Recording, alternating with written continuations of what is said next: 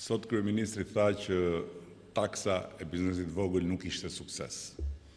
Në fakt, kjo qeveri s'ka një program për Shqipërinë dhe për shqiptarët, po ka vetëm një projekt për vetveten, për Saliun dhe për ministrat e Saliut.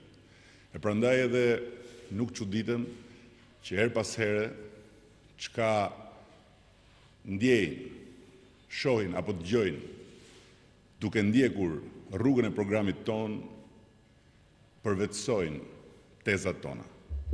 Kjo është një gjë e mirë, por ne ja kemi thënë kësaj qeverie, qysh prej vitit 2007, që taksa e shesht 10%, që vuri për biznesin e vogël, duke e deri 3 fishuar barën mbi biznesin e vogël, do të sillte pasoja rënuese për këtë biznes në vite, dhe ky është padyshim viti më i keq në historinë e biznesit të vogël në Shqipëri. Sot, biznesi i vogël po kolapson, dhe këtë kolaps nuk e fshejnë dot mjetet e propagandës pro-qeveritare dhe as daljet televizive të zëvendësve të painformuar të qeverisë.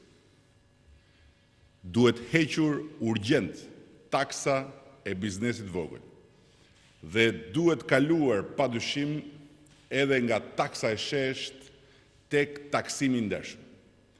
Një furrë buke s'mund taksohet njësoj si një fabrik çimentoje, dhe as një kafene në periferi, në çdo periferi të Shqipërisë, nuk mund taksohet njësoj si hotel Sheratoni në qendër Tiranës.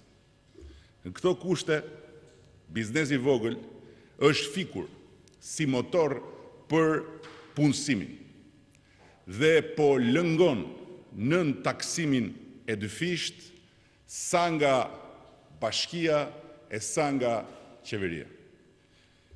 Qeveria duhet veprojë me shpejtësi, tani, dhe ta bëj zero taksën e biznesit vogël, pa humbur kohë me trillime e me marrëzira kundër opozitës që ngulmon fort në zerrimin e kësaj takse.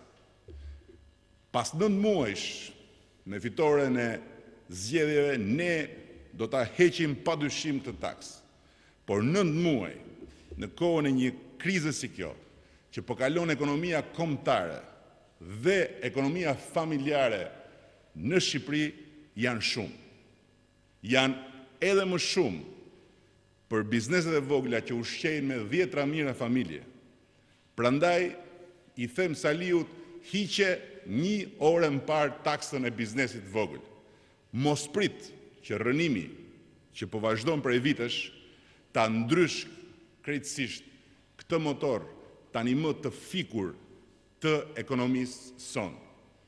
Biznesi i vogël është motori kryesor për zhvillimin e ekonomisë shqiptare dhe për rritjen e punësimit dhe të mirëqenies.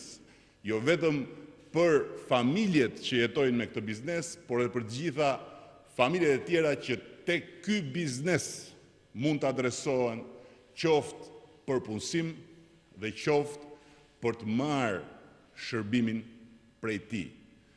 Sot jemi në një moment shumë kritik dhe ky moment kritik kërkon politika të reja dhe të qarta, duke filluar nga një politikë tërësisht e re e taksave. Zerrimi i taksës biznesit vogël është një emergjencë ekonomike që unë e përsëris, është mirë të bëhet sot, është mirë ta bëj tani kjo qeveri, pa pritur që kjo të ndodh pas 9 muajsh me qeverinë e re të socialistëve dhe të progresistëve. Faleminderit.